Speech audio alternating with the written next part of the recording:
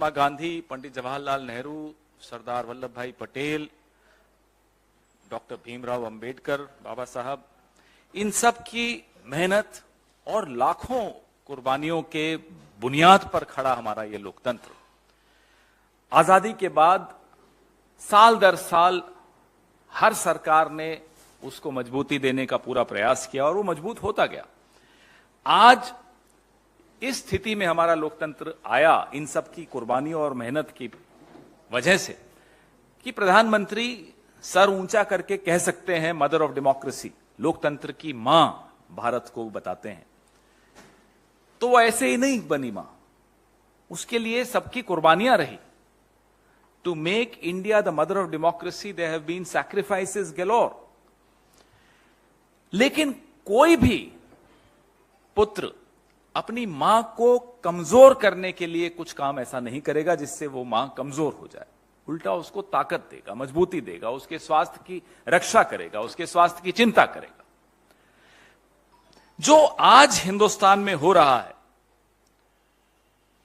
पूरे प्रयास हो रहे हैं कि लोकतंत्र पर किस तरह से आघात हो, किस तरह से हमले हो। फिर भी अगर लोकतंत्र जीवित है तो एक आस्था की वजह से जीवित है जो हर व्यक्ति को अपने वोट पर होती है। Each and every voter of India has the confidence in her or his vote. That's the reason democracy in this country survives despite several attacks every day on the institutions by the government. जब vote की उस ताकत या उस अधिकार को संदेह के घेरे में डाल दिया जाए, उसके ऊपर शक के बादल मंडराने लगें, तो फिर लोकतंत्र के लिए खतरे की बहुत बड़ी, बहुत ऊंची आवाज में सुनाई देने वाली घंटी है। अभी कुछ दिनों पहले आपने देखा, द वायर की स्टोरी थी, मीडिया में रिपोर्ट्स आई, 37% वीवीपैट्स, जो ईवीएम के साथ यंत्र लगा होता है जिसमें पर्ची निकलकर दिखती है आपको कि आपने किसको वोट दिया, वीवीपैट, 37% वीवीपैट्स डिफेक्टिव पाई गई। 2018 में खरीदी गई ये वीवीपैट्स, अलग अलग सोर्सेस से खरीदी गई थी, ईसीआईएल हैदराबाद, बीईएल बैंगलोर और बीईएल पंचकुला।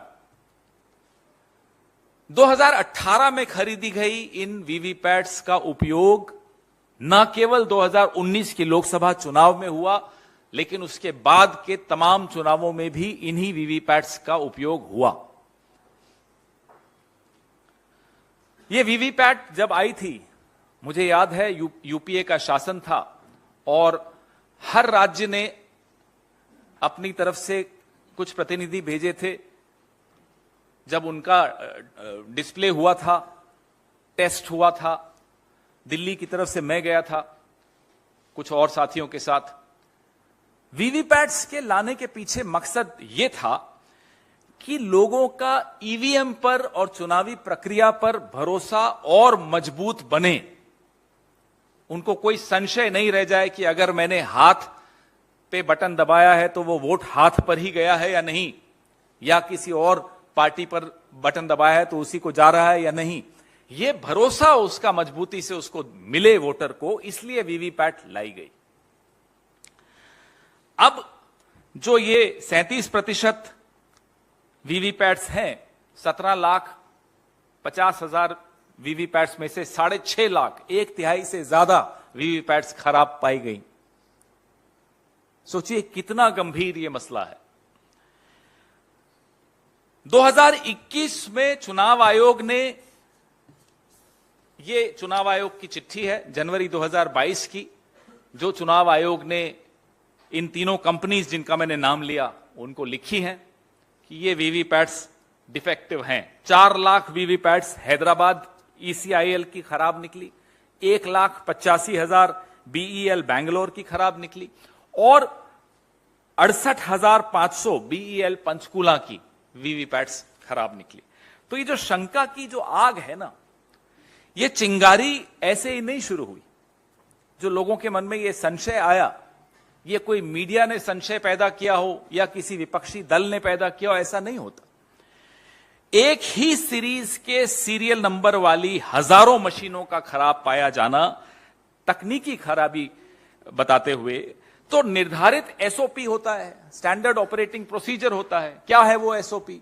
कि आप तमाम राजनीतिक दलों को बुलाएंगे, उन्हें आप विश्वास में लेंगे, उनसे आप क्या तकनीकी डिफेक्ट है वो साझा करेंगे और आप क्या कदम उठा रहे हैं वो साझा करेंगे। ये सब नहीं फॉलो किया गया, इसका अनुसरण नहीं किया गया। और जो फर्स्ट लेवल चेक होता है, एफएलसी जिसको कहलाते हैं, जो डिस्ट्रिक्ट इलेक्शन ऑफिसर 7 दिन के भीतर अगर मशीन खराब पाई जाए तो 7 दिन के भीतर वो मशीनों को वापस भेजता है और मैन्युफैक्चरर को बोलता है कि साहब इसको ठीक करके दुरुस्त करके भेजिए। यह भी एक एसओपी है, इसका भी अनुकरण नहीं किया गया। 2021 में आपको मालूम पड़ा कि ये खराब है, 2021-22 में जनवरी में आपने चिट्ठी लिखी। ये इतना समय का अंतराल बीत जाना, इस दौरान इतने चुनाव हो जाना, उन चुनावों में इन्हीं मशीनों का उपयोग करना और स्टैंडर्ड ऑपरेटिंग प्रोसीजर्स का अनुसरण नहीं करना, आखिर आप क्या छिपा रहे हैं? आखिर आप क्यों छिपा रहे हैं?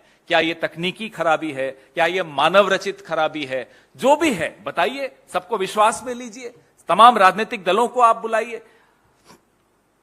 ये जो आईटी सेल के मालिक और उनके 2 रुपए वाले ट्रोल हैं, मैं बताता हूं आपको वो क्या कहेंगे इस प्रेस वार्ता के बाद कि साहब कांग्रेस पार्टी राज्यों में जब चुनाव जीत जाती है तो ईवीएम सही हो जाती है और हार जाती है तो कहते हैं साहब ईवीएम खराब है। देखिए साहब, एक भी वोटर को संशय है चुनावी प्रक्रिया पर तो हम सबका कर्तव्य है, विशेष तौर पे मीडिया का, विशेष तौर पे विपक्ष का, विशेष तौर पे चुनाव आयोग का और विशेष तौर पे सरकार का, कि वो संशय दूर किया जाए। मदर ऑफ डेमोक्रेसी हैं आप। मदर ऑफ डेमोक्रेसी में लोकतंत्र की सबसे महत्वपूर्ण प्रक्रिया जिसको चुनाव कहते हैं, अगर उस पर किसी को संशय हो जाए तो मदर तो रूठ ही जाएंगी, नाराज ही हो जाएंगी, मदर ऑफ डेमोक्रेसी का स्वास्थ्य भी खराब हो जाएगा। तो मदर ऑफ डेमोक्रेसी सिर्फ कहने में अच्छा लगता है, उसके लिए कुछ करना भी पड़ता है।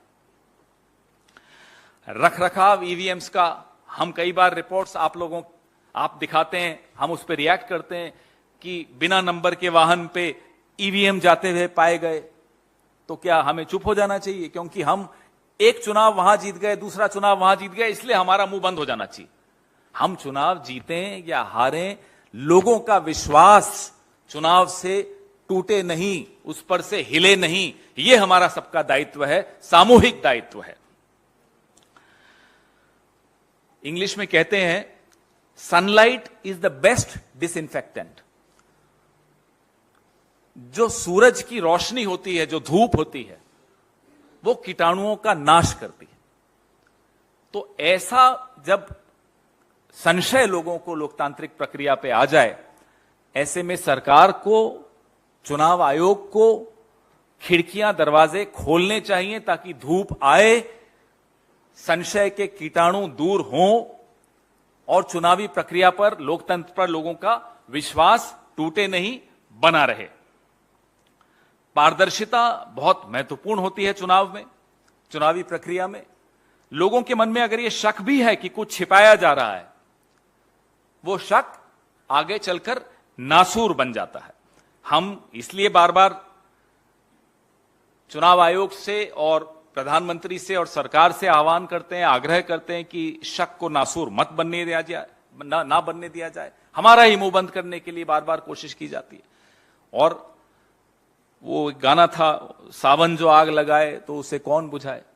यहां सरकार जो रक्षक है लोकतंत्र की, वही अगर बीच में आ रही है पारदर्शिता के, वही अगर ऐसे तमाम सवालों पर पूर्ण विराम लगाने की कोशिश करती है बिना उत्तर दिए, तो फिर आप लोग बताइए कि लोकतंत्र की मां की रक्षा करना, लोकतंत्र की देवी की रक्षा करने की गुहार हम कहां लगाएं।